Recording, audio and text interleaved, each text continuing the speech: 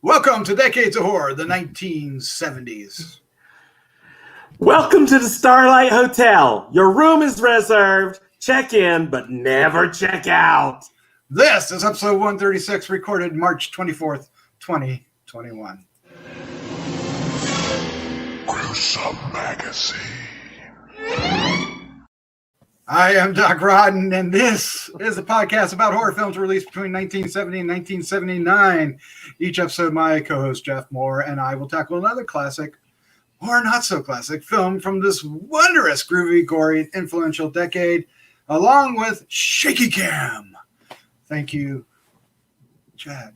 All right, with me this week, of course, is my host, Jeff Mohr, co-host. How you doing, sir? I'm good. Good. Right. Excited to review this hidden gem. This hidden gem. Why? Yes, yeah. We might as well mention the name right now. Tobe Hooper's Eaten Alive from 1976. One of many names. Hang on to your hats, ladies and gentlemen. There are a lot of titles. Is Bull Crap the movie? Bull Crap the movie. That might be in there somewhere. I got lost after about the 15th or 20th film title. All right, also joining tonight is Bill Mulligan. He's a writer, he's a director, he's a special effects guru, and he's an all-around nice guy. Bill, how you doing, sir? I'm doing great. I could just imagine young Chad, or I guess it's young Masturbate up there, going to see a movie like 5 times. Going to see a movie 5 times, and it's the same movie, and it's this one. I know, you get caught like on the 5th time. You go like, that's not too far off the truth, Bill. Oh man, was it first time? Shame on me. Second time, shame on you. What's the 5th time? Shame on Tobe Hooper. Yeah. There you go. All right. Of course, joining us tonight, Shaky Cam, Mister himself, Chad Hunt, comic artist, co-host of Decades of Horror, the classic era and the 80s, along with a lot of our co-hosts here on the podcast is with him and wearing a classic Ghost Rider T-shirt that I am envious of. Yeah. Sir, the best artist of the 70s. Yes, sir. Or at least one I of them. am. Yeah, well, one of the best of that age of comics. Yeah, I'm doing great, Doc. I am doing awesome. Unlike this movie. Unlike this movie. Oh wow! Just go there. All right. We should just dive in what we're talking about. We're talking about Eaten Alive, which was released on May 13th, 1977 in the States, and about 10 other dates in the United States. We'll get to all that. Director, Tobe Hooper. You guys remember that name. Writers, Alvin L. and Mardi Rustam, along with Kim Henkel, who adapted this from stories from the 30s, which is actually some interesting background to this. The cast is incredible. To be honest, Neville Brand, Mel Ferreira, Carolyn Jones, Marilyn Burns, William Finley, Stuart Whitman, Roberto Collins, Kylie, Richards, Robert Englund. Yes, Robert Englund, Janus Bly, Kristen Sinclair. The tagline is one of them we read at the beginning, one of the many taglines. Another one is Meet the Maniac and his friend. Together they make the greatest team in the history of mass slaughter. And a psychotic redneck who owns a dilapidated hotel in rural East Texas kills various people who upset him or his business. And he feeds their bodies to a large crocodile that he keeps as a pet in the swamp beside his hotel. You know, that actually doesn't sound like a bad idea. And yeah. Okay. Oh man. So this movie. Before we get into our first impressions, I guess we just need to get into some of the many alternate titles, just because it's so damn fun. And the thing is that it was released as these alternate titles, right? Yeah. In many places, I'm looking for the alternate titles here. Me too. Let me see. Where are they at? Because we had them. Yeah, where are they at? Oh my God! Somebody help us out with some of the titles. Let's take a look at. Here's a couple of them. Trap. Right? There's Death Trap, and there was Starlight Slaughter. Starlight Slaughter, yeah. Horror Hotel, which Brutes offends me and because Savages. Brutes and Savages is the one that I actually saw it on. Get out of town! I know. Really? No, well, okay. So that's what it said on when I was searching for it, and then when it came on, it was Death Trap, but the synopsis was for Eaten Alive. I mean, oh my God, it's all over the place. That's amazing. That's amazing. I think there were others. There are dozens of others, and I have no idea where they are. But anyway, Horror Hotel. It's just many, many titles. But let's get into this. What we're going to do is what we start. Oh my God! When did we first see this movie, and what did we think of it? I have a sneaky suspicion this might be the first for all of us, which is going to be really. Well, except for Bill. Bill already admitted he saw it, so forget what I was getting ready to say. But let's start out with the one and only Jeff Mohr. Jeff, when did you first see Eaten Alive, and what did you think of it? Yeah, Jeff. When did you first see it? I'll admit, this was my pick. However, and there's video to prove it. I threw it up to the crew and said we can either do this or we could do, I think it's Night of the Devils, which is apparently an Italian film that nobody had seen. And I remember hearing Bill zestfully say, "Oh yeah, Eaten Alive." Look at me tossing under the bus. Yeah. Once again, I love the way he is tossing the rest of us under the bus for his choice. Tossing us into the swamp. Love it. This is I'd never seen this before. I picked it because it was something I'd always wanted to see. Now you have. And now I have.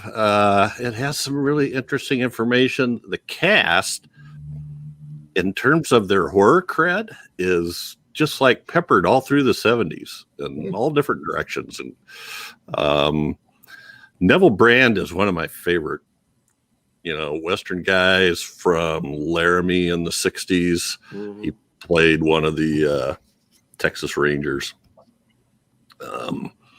with his gravelly voice, and he was in a lot of westerns, but he was also in some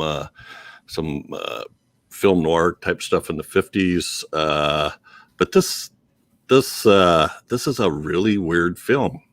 Sometimes it's backlit blue. It's almost like Creepshow, Sometimes it's backlit blue and sometimes it's backlit red, and there's really no explanation that I can figure out why sometimes it's red and sometimes it's blue. The crocodile is varying levels of convincing, starting at mediocre to really bad. Yeah. I have a feeling there may have been some motivation for this behind from Jaws. I don't know, because there's some scenes that seem kind of like it. I don't know what else to say. Neville Brand is like, I swear, the direction that Neville Brand, I swear the direction that Neville Brand received was chew more scenery, because he's just all over the place. And I think William Finley might have overheard that and took it on himself. I think might have got together and said, "Hey, you know what we're going to do? We're going to choose." So anyway, Carolyn Jones. I don't know what's going on with Carolyn Jones. Apparently, she's like, I don't know. Is she made up to be an older woman? Is that the deal? She's just really strange. So, yeah. She's only like 43 or something when they made this movie. Maybe 46, 46, I think. When they made this movie. I think the makeup was meant to make her look a lot older, and it wasn't working very well. Yeah, and it's like, and they used fluorescent light by accident and it made her look green or something. I don't know. It was just weird. This little kid screaming. Oh, I'm just going to shut up because there's no, people check into this hotel and oh my God, why anybody would ever check into that hotel? Oh yeah, just keep driving, sleep in your car. And I'd sleep in my car before I slept in that hotel. There's one place where a woman's escaping and she's on it looks like a sand road, it's a dirt road.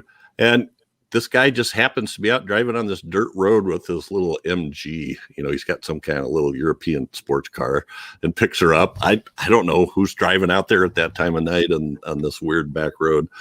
Anyway. Well, they established what's down the road, and it kind of all makes sense if you read between the lines. But yeah, well, I didn't realize she was farther down the road. I thought she was on a little more of a main road. But anyway. Yeah. There's all right.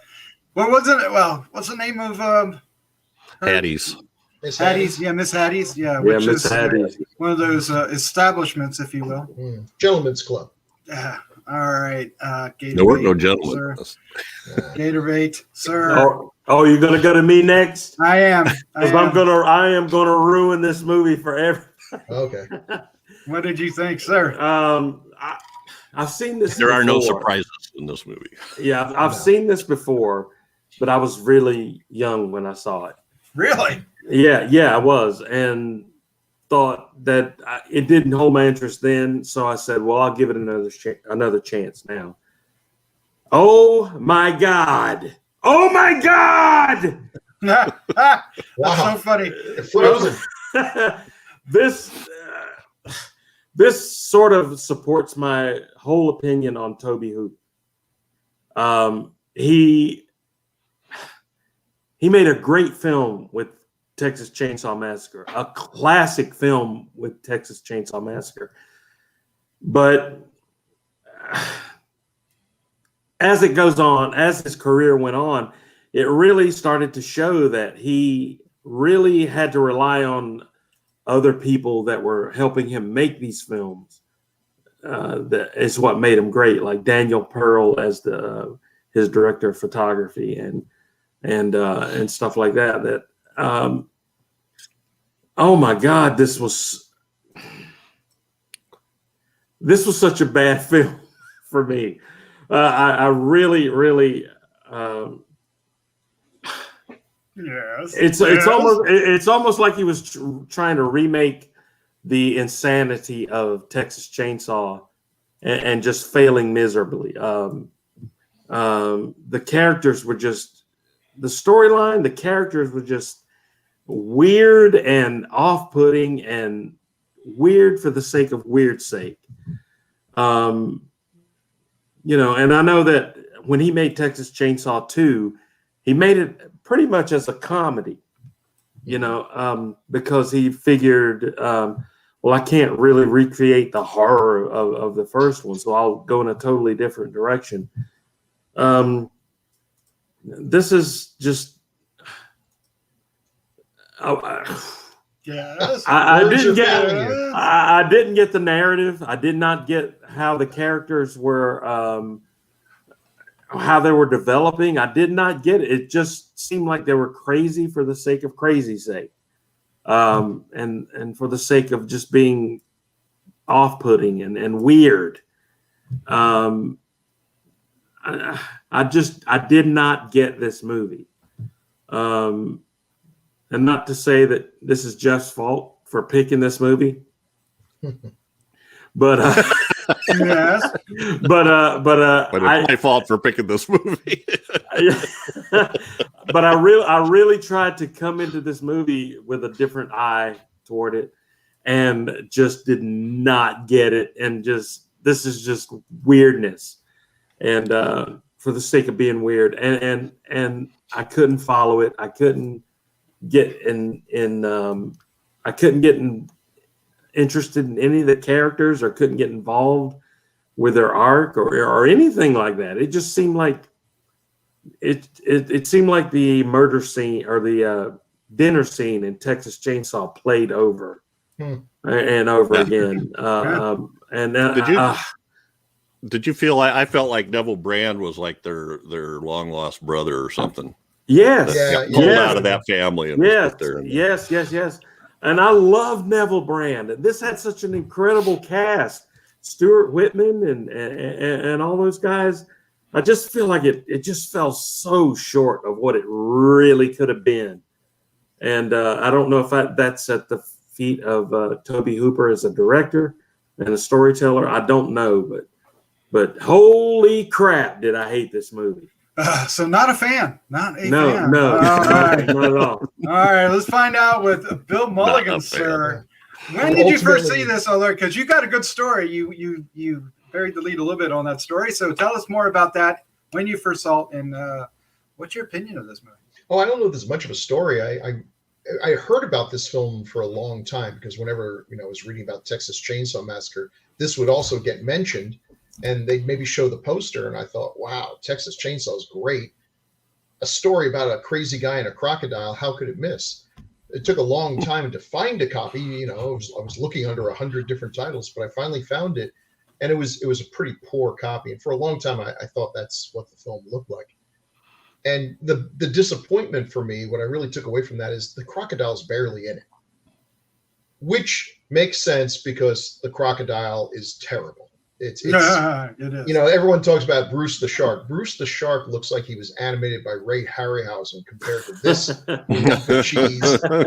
Every now and then they replace it with what I think is either a mechanical one or a guy in a Croc suit that's a third the size. Yeah. And the scale was crazy. The scale's but the thing is, there's no story here. I mean, there's literally no story. People just come to the hotel. He kills them, throws them to the Croc. New people show up. They may be vaguely related to the others, but there's just not really a narrative going on here. And then William Finley and Marilyn Burns show. And now when I watched it the other day, it's been improved. The version that I saw now had eye-popping colors, and for that never registered the last time I saw it. So I'm seeing now that the scene where the family shows up, this horrible bickering family that I guess we're supposed to have some sympathy for because they're the only ones that we have any sympathy for. But except for the little girl, I felt a little bit bad for her, but she's screaming all the time and I'm like, eat her already. They're awful. And Finley, who's an actor I really like, I've never seen anyone chew up the scenery. What the hell was that scene? It was like a vision of hell.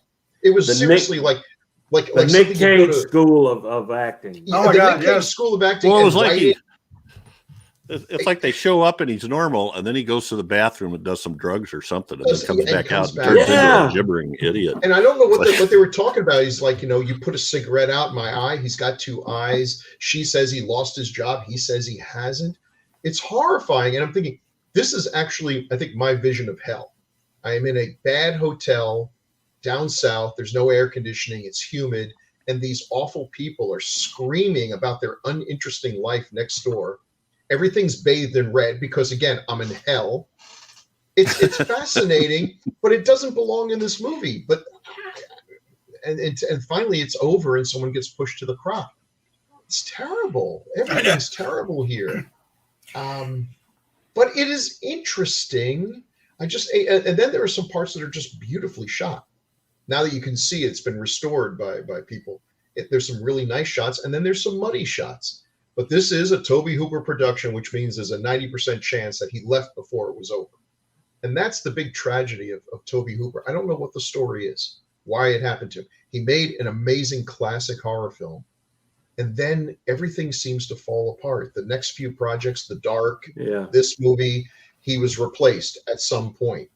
He comes back strong with Poltergeist, only to have everyone in the world believe that he was just there for show and Steven Spielberg really directed it. And I don't know if we'll ever know the true story of that.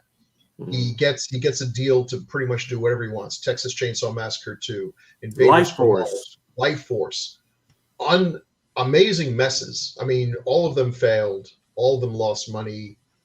The reasons why Texas Chainsaw Massacre 2 might be a classic, but they took it out of his hands and butchered it. And then he sort of ends with crap like made-for-TV movies with crocodiles in them. And somewhere in there is Salem's Lot, which is also pretty good, but a TV movie. Mm. You just feel like it could have been better. Why did it go wrong? And this one's a mess. It's got some cool parts, but it's a mess. It's a mess. Yeah, it's almost incoherent. It's just got this. This rambled together story that there's no arcs, there's no meaning to it. There's something there's the girl at the beginning of the film escapes from Hattie's or leaves Hattie's, goes here to the Starlight Hotel. Bad things happen. Her father and her sister show up to locate him, and then all these other people get involved, from Robert Englund as Buck to this family of three to them, and a sheriff is involved as well. And and then what, Buck's girlfriend, underage girlfriend at that. Yeah. All kinds of really, it's really bizarre. And you guys were talking about Tobe Hooper having this hard, will he ever finish a project? There are rumors that he didn't film a lot of the scenes, that Robert Caramico, the cinematographer, directed several of the scenes because there was a conflict between him and the producers. And this was from makeup artist Craig Reardon, who worked on this film, right? Mm-hmm. Craig Reardon, of course, worked on all kinds of things from, he did Funhouse with him. He created, now Funhouse is a Hooper film, right? Yeah. And I like Funhouse. It's not a great film, but it's more, it's a better film of his that doesn't really get enough respect, and there's a lot of fun to it. Shrinking Woman, Werewolf in London, Poltergeist, Dreamscape. And then he started out doing this film, which there is blood in here. There are effects in here. It's bloodier than Texas Chainsaw Massacre, but that's because Texas Chainsaw Massacre has almost no blood. Yeah, it's almost more brutal, and it's not as fun to watch. I know about this film mostly because of Robert Englund. This is one of Robert Englund's earliest film roles, and of course his first line, and it's also the first line in the movie, where he says, "My name is Buck, and I am roaring to," that line was later used in Quentin Tarantino's Kill Bill. And it came straight from this here. Feels like a movie Quentin Tarantino watched a lot, and loves. It is filmed mostly on a stage set, which gives it that weird ambiance. I mean, while watching it and thinking this is a horrible mess and I really don't like it. It's not fun to watch. There's no there's no story to get involved in. The kills are fine, but they're kind of stupid at the same time. And then what the hell is actually happening? And so, in that respect, I kind of really hate this movie. But there's a vision that's buried in this movie that shows a lot more promise than what we get, right? Mm-hmm. Like you said, the cinematography. There's these reds and blues and stuff that show up, and when Neville goes crazy maniac, he's fun to watch. He is a Looney Tune, but when you're just sitting there babbling, it's kind of like context here would make this work. But then he's just like every guy I've ever had to sit next to on a bus. Feels that way, doesn't it? Feels that way, right? So my first impression of this movie, after years of knowing about it and usually talking about because of an alligator crocodile movies, and this is one of the early ones that has a crocodile in the Jaws role, which ironically Robert Matty is responsible for. He also worked on Jaws and Jaws 2 before and after this. He did Love Bug. he worked on Mary Poppins. He did all these special effects, and he's in here building this two sets of alligators. One that you see in the water, the large one that will grab people by the feet and pull them, or their head sometimes, and pull them underwater. And then you get the 3-foot mechanical one that is seen underneath the house, with forced perspective. With Kylie Richards. The forced perspective made it look like he was almost 4 feet tall. So almost. Yeah. But at the same time, I don't know. I'm really so the movie is shit and hard to watch, but at the same time, there's from two different types of views. There's something here. If you're a Tobe Hooper fan and you like Tobe Hooper films, which there are people out there like that, and I happen to like most of his films. There's something to watch here. If you are just a film historian or a fan of 70s films like we are, there's something to watch here. whether or not you like it. Right there's something happening here that's interesting to watch. It's whether it's just the failure of ideas that can't gel, can't come together, and living up to a legacy, right? So there is something to be said there. What is he doing here, right? He's going. It was filmed in Hollywood, believe it or not. So it's not necessarily a Hollywood film, but yet it's not a Texas film, right? But it doesn't work. His style doesn't work in this location with the sets and everything. So there's something. If I can say, Doc, you're exactly right. There's something here, but this is a theory of mine that I have, that there are a lot of these movie makers of that time, of that era, like Tobe Hooper and those guys, had big ideas, but were confined by the resources that they had to work with. This could have been a classic horror film, in my opinion. But the budgets that he had to work with and the special effects restrictions at the time that he had to work with made this a maddening film to watch, because that when I'm watching it, I'm watching, well, he could have did this. He could, if only he had the money to do this. If only he had the special effects to do that. This could have been awesome. This could have been a great film. That's what I come away from, and this is the only film that I've ever sat here and watched that I was angered. Oh, nice. While I was watching it, yeah, because I saw the potential that just could not be realized because of the restrictions that they had at that period of time. If it was made now, or made maybe in the 80s or something like that, this could have been a much different film. Now, would you watch Fury of the Wolfman over this one? Absolutely not. Okay, all right, just keeping things in perspective. Yeah. But even that, I mean, everything we watch is constricted by the period that it was made in. Yeah, especially in the 70s, right? Yeah, absolutely. I think Doc's right. I mean, there is something there, and there are bits and pieces that work, and there is a vision. It doesn't come together. I think part of the problem, you compare this to Texas Chainsaw Massacre.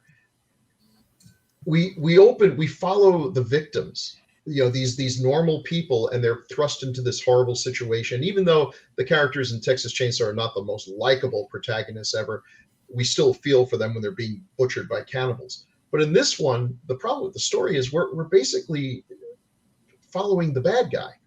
We're with him the whole time, and these other people just show up, and everything revolves around him. And he's well played, and he's fun to watch. But I can't really identify with him. I don't sympathize with him, and I'm left with really no one to sympathize with. I just mention one thing: the music's amazing. I don't know if it's amazing in the way that it makes you want to claw your ears off, or it totally fits the weirdness of this film. But it's really kind of cool, and I think Hooper did that too. I think it's way more successful in that sense than in anything else. But yeah, he really put a lot into this film. But I'm kind of puzzled what he was trying to say with it. Exactly. I mean, we should go through the cast. Well, let's just go through Hooper first. Well, right, let me ask quick. So when somebody has a disagreement with the producers, what does that use? Is that about money? Like he wanted a better crocodile, or is that they wanted to go a different direction? Is what they always say, and I just wonder. I suspect they wanted a lot more nudity, and that's probably the scenes that got filmed when he wasn't around. Yeah, because it seems kind of forced. Well, there's no reason for it. Yeah, that I can think of. Who knows? Who knows? It does feel like there's the story that was going to be filmed, and then there's a story that got filmed, and somewhere along the line, it's not the same one. Yeah. Now, not that Tobe Hooper was embarrassed by nudity, because all I gotta say is life force. Yeah, that's something happened. But yeah, you could. Okay, so Tobe Hooper, of course, in 1974, 2 years before this, prior to this, Texas Chainsaw Massacre is a classic, and over the years, we've learned to see a lot of the talent and restraint that's actually in that movie, because when it got this reputation as being this really violent, nasty piece of work, and it is, but it isn't what you expect, right? Maybe not as much so as like Halloween would also get the same kind of reputation. And you realize that Halloween doesn't really have any blood in it, right? But takes me back to what I was saying before. Tobe Hooper is the kind of director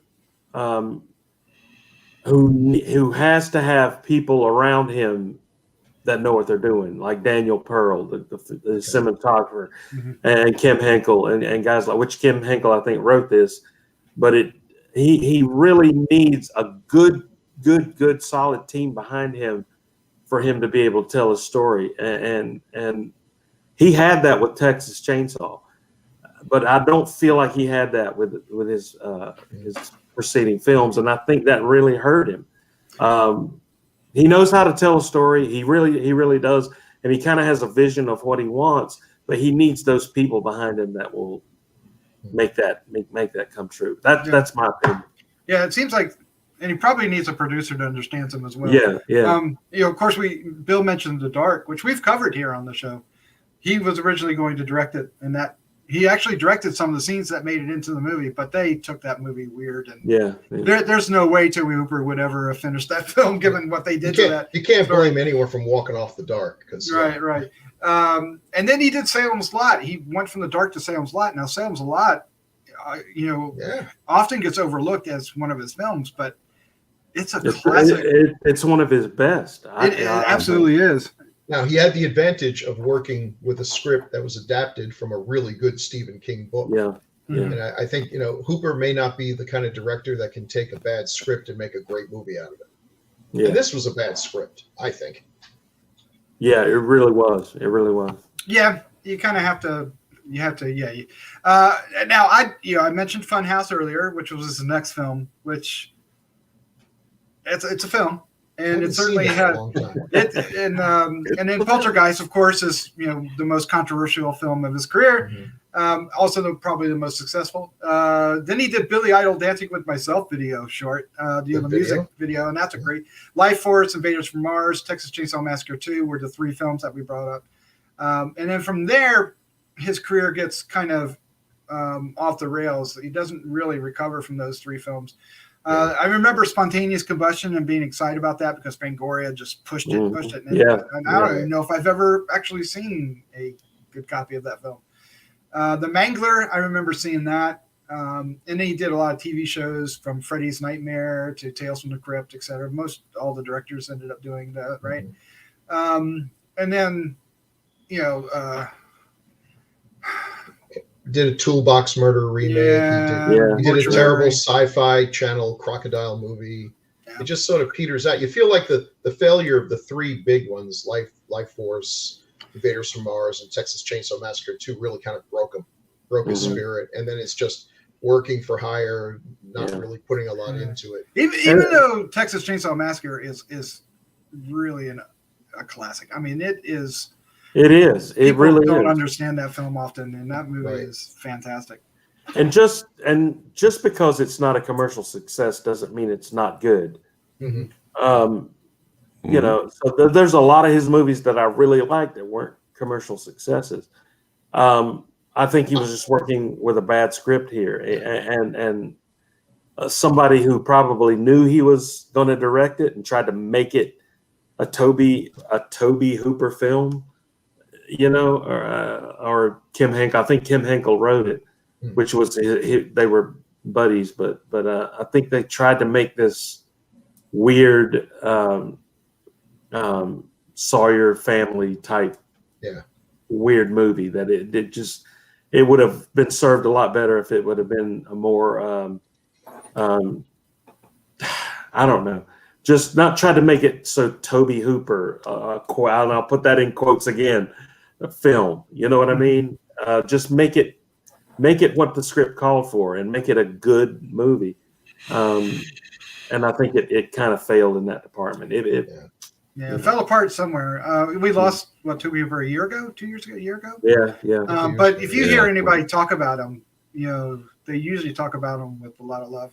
Yes. And his actors seem to really like him, and I think it might be because he kind of let them do what they wanted. Now that can be a disadvantage when you have something like Life Force, which I have a tremendous amount of affection for Life Force, but it's one of those movies when you're watching it, it seems like all the actors think they're in a completely different movie. Some are playing it like it's a comedy. Some are dead serious. They're all tonally, they're all over the place. Mm-hmm. And I feel like, watching Finley here, he's in a different movie. There's a lot of people are in different movies. Stuart Whitman's in a different movie. Mel Ferreira's in a different movie. I gotta believe some got cut from his character, right? I mean, like a couple lines somewhere that explains what the hell he was doing. Yeah. Which one? William Finley. Oh, William Finley. Yeah. That just took a bam, just a hard left. Well, there's a lot of strangeness going on with them. She's wearing this weird wig, and what is actually going on here? And they're the only ones that don't have a purpose to be there. They just show up. They just show up, right? Like travelers, I guess. So apparently, but it is a hotel, so that's not out of the norm, right? Yeah. I mean, apparently he kills literally everyone who shows up there, which makes you think, well, the sheriff has got to be in on this. And then because how could this guy be killing hundreds of people and feeding them to this, crocodile? But then the sheriff shows up and he looks like he just came out of, a TV movie, The Lonesome Sheriff of Calabar County. Like he's a perfectly normal guy who, it's like, wow, that's weird. I don't know. Everything's strange here. But here's what got me: the when the character at the beginning who left the brothel, I can't remember her name off the top of my head right now, but the blonde, Dolly Parton wig lady, right? When she left, and the other lady gave her money and said, "Do not mention that you're from Miss Hattie's place." She knew. She did. She apparently knew. She knew. Well, what they knew is, and Miss Hattie, reveals that later, is that he would go there and he would cause a lot of trouble. That he wouldn't he wouldn't actually. He would want to just chat and go crazy with him, and not actually. Yeah. And so they knew him from that, but they knew he was touched in the head. Yeah. But I'm pretty sure everybody knew that he was touched in the head. She doesn't tell him either. He just says it. You're from Miss Hattie's, aren't you? Yeah, you're from Miss Hattie's. That wig's kind of a giveaway. Yeah, he figures it out, and she doesn't. She does. She's not experienced enough to get away with it and say, no, I'm just traveling. Which I did expect the lady who gave her the money to grab the wig off her head and go, no, this still belongs to Miss Hattie. I mean, I thought that opening was good because she was a sympathetic character, probably the last one we get. And killing her is pretty effective in that Janet Leigh psycho kind of way that you think this might be someone who's going to be the final girl. And no, she's not even in the final first 15 minutes. She's out of there. So, it sets up. Yeah, it sets up pretty well. But and then another spoiler: if you like animals, okay, it's not Cannibal Holocaust, but they're monkeys and dogs don't do very well. No. Yeah. Monkeys, that monkey was a weird touch too, because they kept cutting to this monkey in the cage, and doing his sad little things. You're like, oh my god, this is really kind of touching. And then he's stiff as a board, and he just falls over, right? Just keels over. Which to me was very much a callback to Texas Chainsaw, with just not that we saw any animals just die in their cages or anything like that, but just weirdness on a weirdness level alone. Well, he did have a zoo sign, right? So there were other animals involved. Those are the only two. God only knows what that would have been. Right. I thought that was going to come into play too, and it never did. But no, maybe that was part of it as well. But let's start talking about the cast, because there's a lot to say just on the cast alone. Neville Brand, of course, plays our lead, Judd. He looks like a Judd. He does, and he so he is a fascinating character. The most fascinating thing I enjoyed was the way he reacted to all the murders that he did. Yeah. It was just a really strange performance. It reminded me more of what would happen in Texas Chainsaw Massacre 2, right? Mhm. Yeah. the yeah. characters in there than in the previous Chainsaw Massacre. But he does feel like he's right out of that family, the character. Yeah. But all right, so I don't know much about Neville Brand, so I'm going to let Jeff Mohr talk about this guy. Yeah, Jeff. Well, I kind of spilled it already. It's Laramie was the big thing. And he So was, talk he was about also Laramie. in the Untouchables, right? Yeah, he did some Yeah. stuff in there. Played Al Capone. Oh, wow. He's Well, a Starlight 17. So. one of the coolest things that Stalag 17, yeah, Tora, DOA. So going back to some noir stuff.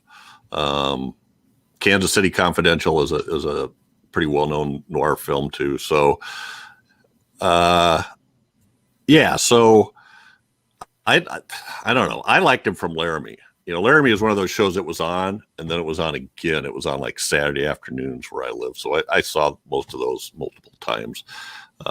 And so we had, oh God, what was the guy's name that was in Smith? Was it Robert Smith?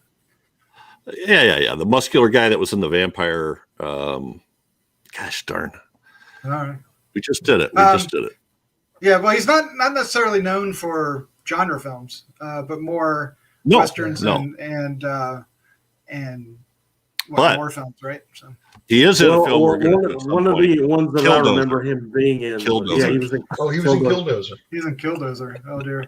Without Warning, Sorry, he played with Martin Landau and Jack. And his last movie was Evils of the Night, which we'll also probably do someday because we will have literally run out of every other film to do, and that's at the bottom of the list. It's terrible. Oh, I don't even know what I didn't even know that was a horror film. Evils of the Night. Oh yeah, it's got equal parts porn stars and aging actors that you know and love, and you wish that they were in something else. The porn stars are not doing porn; they're acting, and they're terrible at it. Oh, he's in a movie called The Return, which is an alien film. There's a lot of film. So he was in a lot of these like films that probably went straight to drive-in from the 70s on. But so Jeff, what does he bring to this role that you like? Well, his voice. Okay. He's got a very, very distinctive voice. And this is different. Most of his other roles, his hair is so long and he's so, I don't know, unkempt and he's acting crazy. And I think he's doing his best to let it loose and it works most of the time. What does he bring to this role? A campiness? Is there something? Yeah. I think so. He's just one of those guys. He's not, but he's sort of in that category of Rory Calhoun for me. It's like, oh crap, it's Neville Brand. I got to watch this. It's like, I take it you wouldn't expect him to be playing other roles like this. I do not believe so, although he has played some nasty characters and noir stuff, but it's usually the thugs that are part of Murder Inc. or something, that kind of thing. Or Al Capone, it seems like, right? Yeah. But he plays cops too, I believe so. All right. Well, we should probably talk about Robert Englund. He does So start the film off with the great light. So young, he's 30 almost. No, is he? Because he's 47 was when he was born, right? So this is 77. That's just under so 30. He's just under 30 when he films this. But yeah, it's still so young, right? So he's a sleaze, and I think this character, I think when Robert Englund became big, I think most horror fans learned of this role, right? Mm-hmm. And then, of course, other people know the line and probably don't even know it comes from this film, from Kill Bill.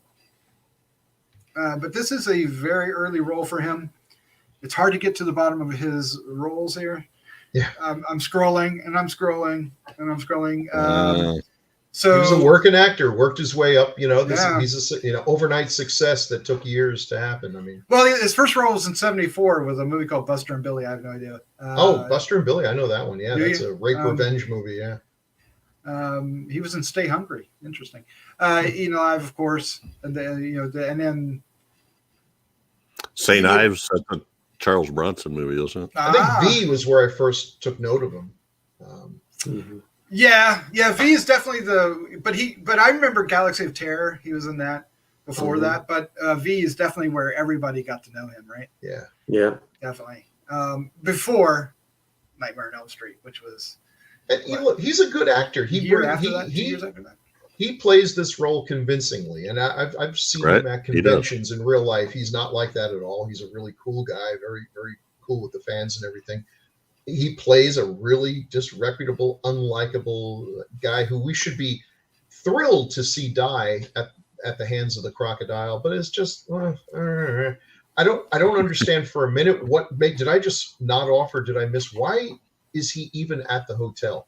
Why Neville doesn't like him, but he shows up anyway? Why does he go to this hotel? Well, he was thrown out of the bar, and he wanted to take his girlfriend somewhere, and he likes to torture Judd, so he knows he can get a free room. Is he the one that brought the crocodile there in the first place? The same buck? I think that was a different. Oh, is that what he said? I don't think he There's too many bucks in this movie. I don't remember that. We don't really get. I mean, But anyway, so he's there because of their weird relationship. There's a scene where he shows up and brings something to him, and it's just really weird. Yeah, shoves it in his pocket, and then later on, isn't that when Judd is at cocaine? I don't know. He tears some packet open, gets this white stuff all over his face, and then goes, "Oh, now I'm starting to feel better." He calls it BC. Oh, he does call it BC. Yeah. Oh, I didn't even pick that up on that. That makes sense. Yeah. Which he may have also. There might be a scene where that gets in the hands of our other character as well. William Finley. That's what I was wondering. I was trying to keep an eye out. Did he have stuff stored in his bathroom? I don't know. It's just that was so weird. Yeah, there might have been something to explain this guy's behavior. It is such a weird performance. I'm watching this. I'm thinking they missed a sure bet if William Finley at this time could have played the Riddler. He is just so contorted, and everything about him is weird. He's like a puppet or something. It didn't have to be weird if they would have kind of explained why the hell he was acting that way in the first place, or give some kind of explanation of why his character was so weird. I don't know. It just came out of nowhere. Because he just meant it. This is the worst day of any man's life.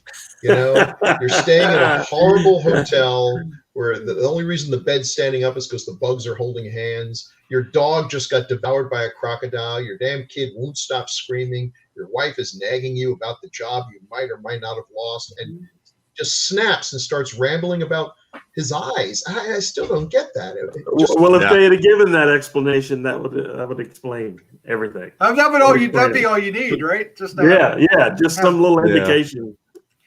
Well, just a reminder to listeners that this guy is very closely associated with Brian De Palma and apparently Tobe Hooper. So he was in Sisters. We talked about him a little then. I love him in Phantom of the Paradise. I love that film. And I love his performance. He's great. And Sisters. He's in Sisters. Yeah. And The Fury. Yep. Dressed to Kill. Funhouse. He certainly never got his due. No. And it's Hollywood. He didn't have the face for Hollywood, unfortunately. No, he did. I mean, Phantom of the Paradise showed what he could do, right? And okay, so his performance is strange here, but it's kind of fun.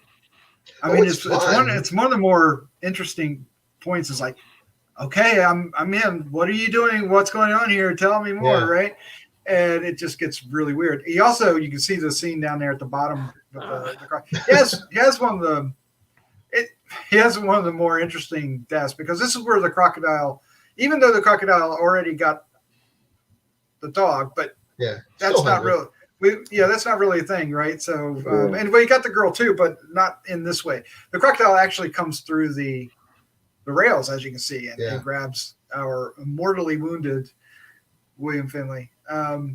who like Bela Lugosi in an Ed Wood film has to totally pretend that this rubber animal is devouring him alive and kind of has to roll into his mouth. It's if I was in a drive-in theater, this would be perfect. This would be just absolutely fine, wouldn't it? Yeah, wouldn't it? probably. Yeah, I was cool. we expect too much. I mean, I don't know. This seems like this would be a fun movie to watch, but not because you want to watch a movie. You know what I mean?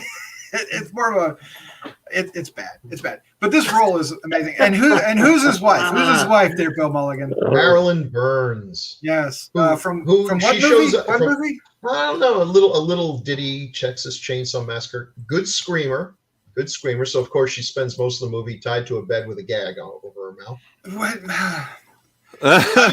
She has no role in this movie. She shows up and has that weird little Tennessee Williams scene with her husband, and then for the rest of the movie, she's just tied to the bed and bounces up and down. I don't know why he doesn't kill her.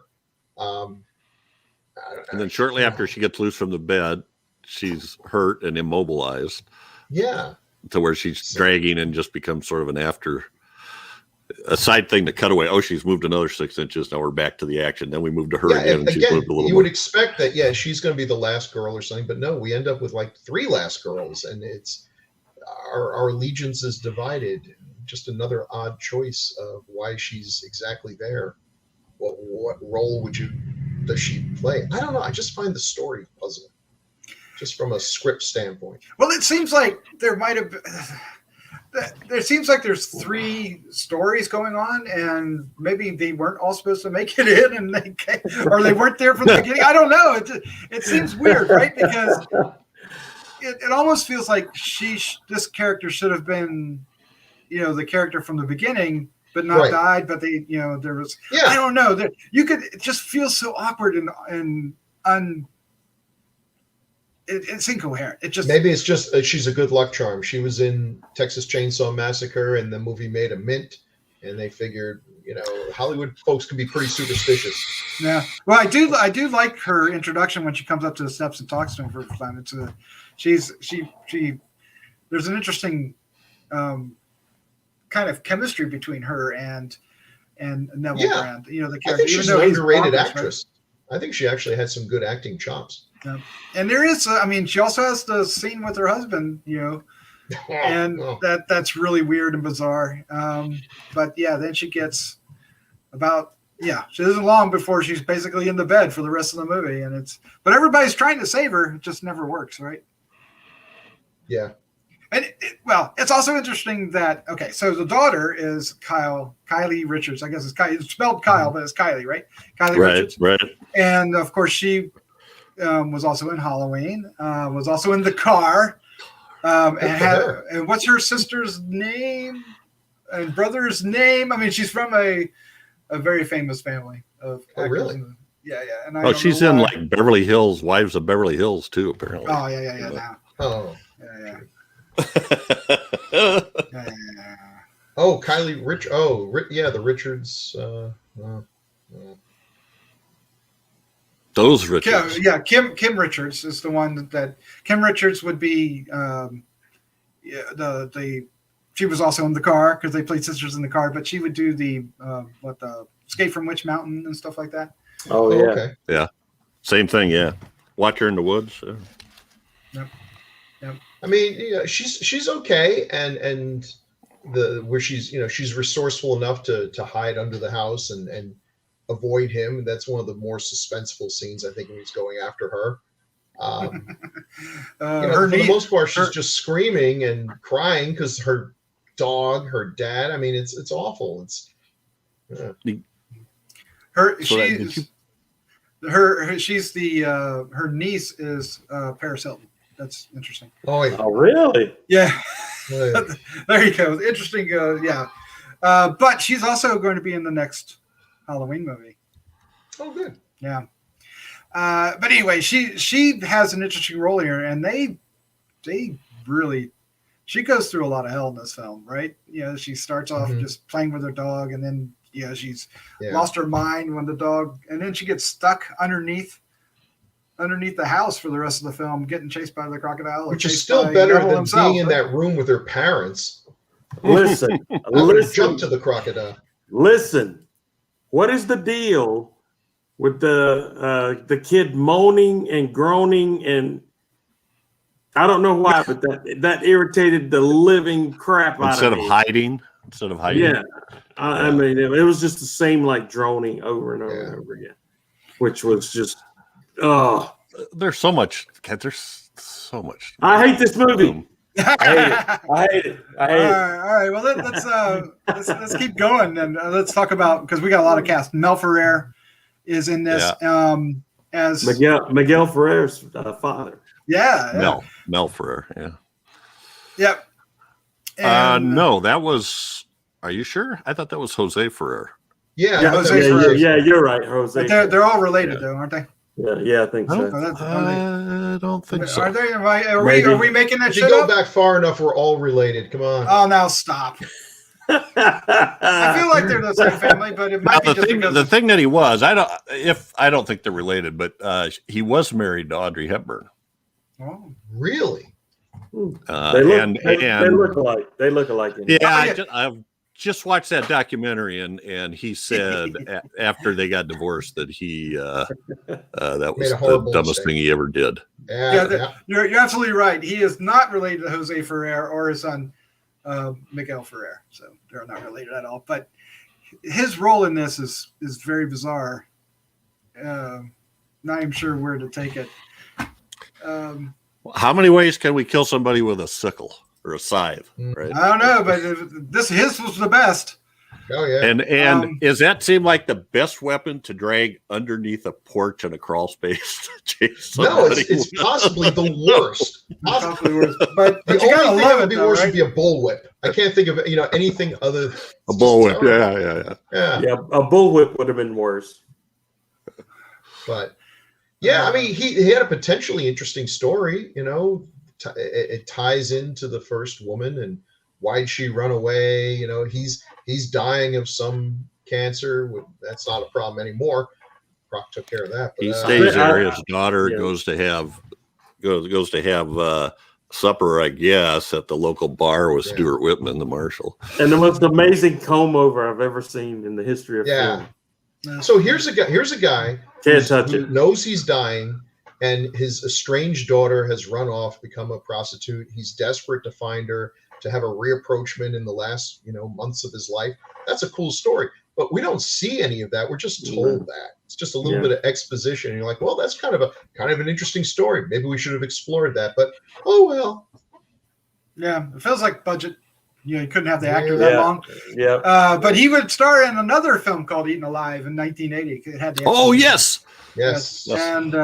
And he would do another crocodile alligator movie, The Great Alligator. Okay, so he'd fallen on kind of hard times at this point. Yeah, it got kind of rough for him after this. But he does have some acting chops, though, right? And then, of course, we also have Stuart Whitman, who plays the sheriff. Night of the Lepus with Roy Night of the Lepus. Calhoun. Yes. It's always a connection. You could do like what is it from the 70s? You could do the 7 Yeah. I had to put Demon degrees of Roy Calhoun. Since Jerry Chandler's always telling me how I screw up on these things, I put Demonoid in there because inexplicably it's like one of his favorite movies. So, and it's got Stuart Whitman. He's a comforting presence. He's not the greatest actor in the world, but I love you, Jerry, but I enjoy watching. Jerry's got a lot of inexplicable things. There's the whole thing. The film that I remember him from the most it's not really a horror film, but it's Guyana, Cult of the Damned from '79, because he played Jim Jones in it, and that movie. He's pretty good in it too. Yeah, I haven't seen that one. I saw the one with Powers Booth. Powers Booth, yeah, he was good too. Yeah, Jim Johnson. Well, he played James Johnson.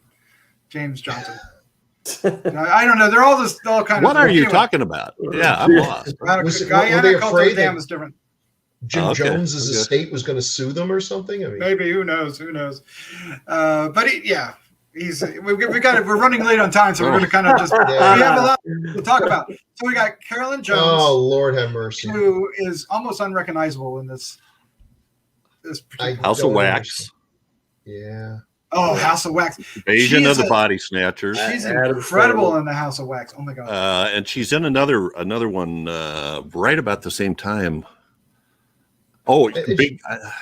Yeah, She's go a ahead. beautiful woman, but God, Yeah. she looked awful in this movie. And you're right, it does feel like it's makeup or something because I'm watching this. Yeah, I'm like, there's a oh my lot. gosh, There's a what lot happened? of. It seems like they're trying to make her look older than she actually was, and they had a lot of caked on makeup around her eyes and It's a mouth. bold choice for an actress. Yeah, and sadly underused in this movie. Yeah. Very much so. She's a Batman too, right? Yes, she was Queen of Queen of Diamonds.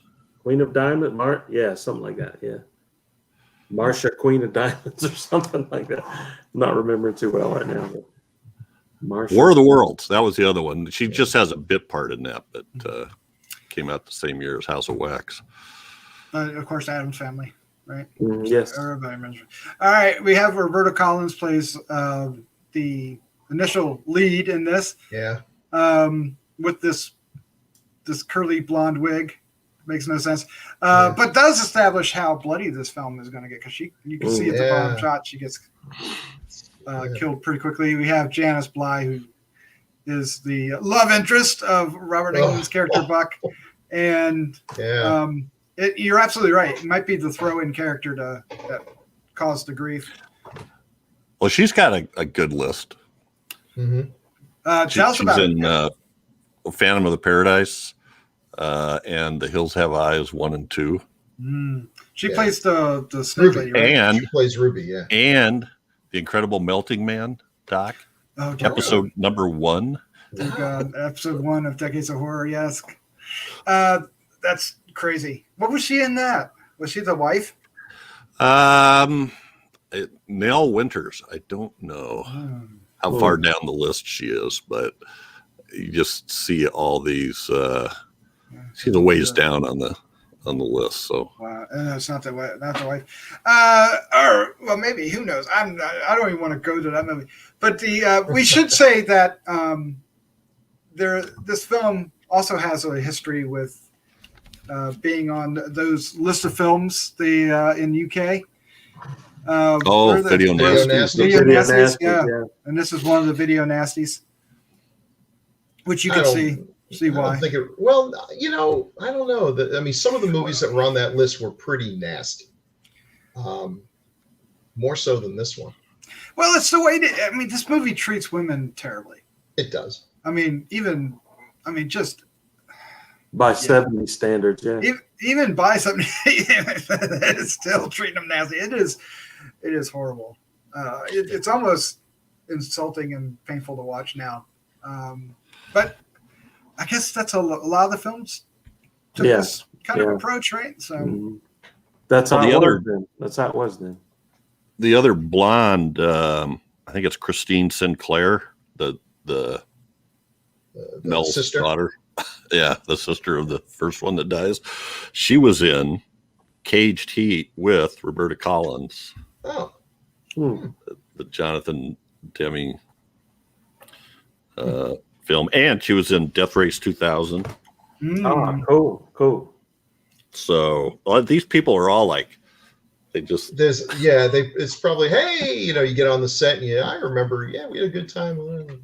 I know it seems like a great cast. Even I don't know did they know it was a great cast then? I don't know, maybe not. But it feels like a great cast. Yeah, it doesn't come out as a great cast. But it's an interesting mix of up and comers and established stars. So. Well, it's a Night of the Lepus type cast. True, it is. True. Stuart Whitman, Carolyn Jones, Neville Brand. What was the other one that was? Mel Ferreira, all pretty well known, established. All right, so let's go ahead and wrap this one up, and let's give our final thoughts, recommendations, and all that jazz. Let's start off with Jeff. Jeff, let's start off with you, sir. Give us your final thoughts on this bad boy. Well, you got to watch this. I'm sorry. I mean, that's Neville Brand. I mean. That's all there is to it. You need to watch it. And Tobe Hooper. I mean, there's some. I like the way. I forget which one of you described it. Maybe all of us said this, but it's got those glimpses, those things where you're going, okay, now there's a possibility here, but it's never really realized. So I did like some of the kill scenes. I thought were interesting. The very first one, that's Roberto Collins, who's the person that leaves Miss Hattie's to go there. She gets killed with that the pitchfork. It's a pitchfork, right? Like a cultivator part. It's a pitchfork with 90-degree tines on pitchfork it. rake. I don't know. And I thought they did a good job of that because you don't actually see tines penetrating, but as he goes down, when he pulls up, she sort of lurches up, and there's a little bit of timing and sound effect going in there that works pretty well. But yeah, I guess we do have 3 final women, so. What is there? 6 dead bodies. And anyway, I think it's humans, worth a watch. A monkey and a dog. It's worth a watch, but don't expect much. Don't look. Just look for the good stuff. Forget the plot. Do it from an educational. The writers. Oh my god! All right, Chad, wrap it up for you, bud. In the words of our good friend Santos, mother F this movie. Yes. I hate this movie. There's nothing good. I just felt like it just fell so short to have such a great cast and director and everything. It just fell very short of being what it could have been, and even with such a bad script and everything. And I'm one who will say, yeah, go ahead and watch it, but I can't recommend it and keep my integrity as a human being. Wow. All right, fair enough though. I just can't. I'm sorry. All right, Bill Mulligan, sir, you're up next. What's your final thoughts, recommendation? I'll proudly tell everyone, go out and watch this movie because I've got no shame or integrity. Now look, this is a drive-in movie. You're right, Doc. You said it. If you were at a drive-in, this would be perfect fodder. We wouldn't be giving 2 thoughts to it if it weren't for Tobe Hooper, and the cast. So I don't know where things went wrong. Why you feel like there could have been a classic movie here, or maybe not. If they were never going to get that crocodile to work, and when that's the selling point of the movie, you can see why they had to keep releasing under multiple titles. And you think they'd wake up at some point and say, "Wait a minute, is it really the title that's causing us trouble here, or is it that people go to see this movie under whatever we call it, and they tell all their friends, don't bother. There's no crocodile in this at all, hardly." Well, isn't that more a function of if we keep giving it different titles, we'll get people to watch it over? Yes, very much. They can't actually burn down a drive-in, right? So yeah, and they're usually like 3 or 4 movies. So if one of the 3 movies is one you've already seen, I don't know. Did you really go to the drive-in because you wanted to see the movies? Yes, I did. But that's my sad social life. So that's true. A lot of times you went because you wanted to. Anyway. Yeah. Apparently, they left the crocodile sitting in the water too long, and it swelled up the water and got. I think that might actually be the shot with Robert Englund. It looks pretty bloated. It made it look even faker than it was. It should be bloated. It ate a lot of people. It was very hungry. This movie just was. Years and years and years of thinking about this movie and wondering if I'd ever watch it. Finally get to watch it, and I'm like, why? Why? What happened? Okay. Alligator came out in 1980, and it's one of my favorite movies. It's also not the best movie, but there's this weird charm to Alligator, and they do make bad alligator special effects look good in that movie. I don't know, Bill, if you'd agree with that or not. No, I would agree, but also I think more importantly, a John Sayles script is going to give you some interesting characters with an actual story arc and a plot and everything. And I think that's. But did it? But anyway, so this movie is it's strictly for Tobe Hooper completists or those who are really looking into the genre to understand. I mean, you're not going to go into this looking to watch a classic, or you're not going to recommend this as hey, you've got to see this movie from the 70s. I mean, I wouldn't even do that with The Car, and I love The Car. But this movie it's a disaster. But for me, there's a lot of fascinating stuff in it, from these weird performances, from the lighting to using the decision to use a stage set. Because it's got those classic things where all the cars do is drive in and off. They just drive in, stop, and they drive out. There's no real feel for where we are. There's a couple of external shots where they're running through the woods, and I don't know if they actually work. But I think the Starlight Hotel, even though it's probably the worst title, might be the best title. To accurately, I don't know. Eaten Alive implies a lot more than what this film delivers. Yeah. Although, I mean, it literally people get eaten alive by the alligator, crocodile. So, but not in the respect that you want it to. It's a beautiful disaster and a terrible movie all at the same time. Right up our alley. It's almost hate to say that because it shouldn't be, right? It shouldn't be this bad. It should have been a better film, but there you go. It was available on Amazon up until the time we finally decided, and immediately they took it off, and we had to chase down copies, which is what they do to us quite often, by the way. I don't know how that happens, but they must be listening to us. Really? Jeff,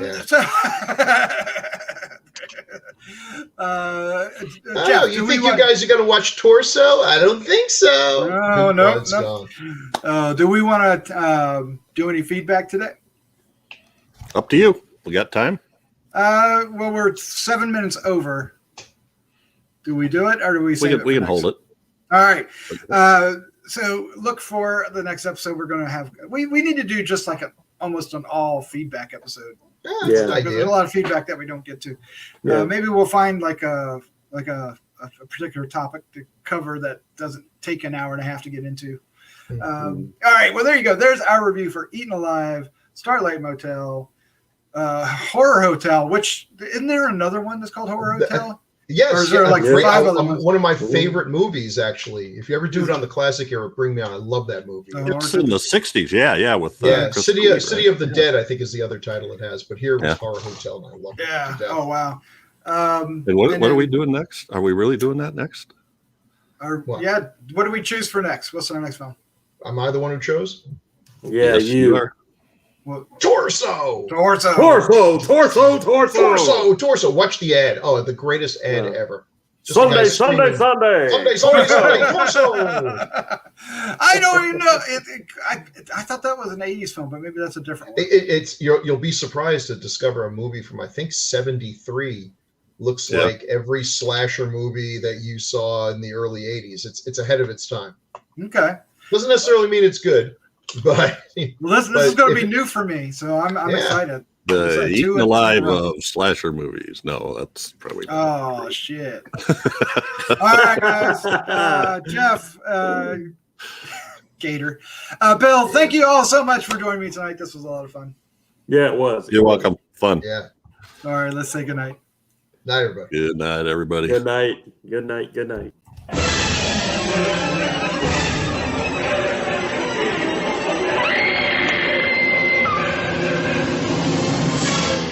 Gruesome Magazine.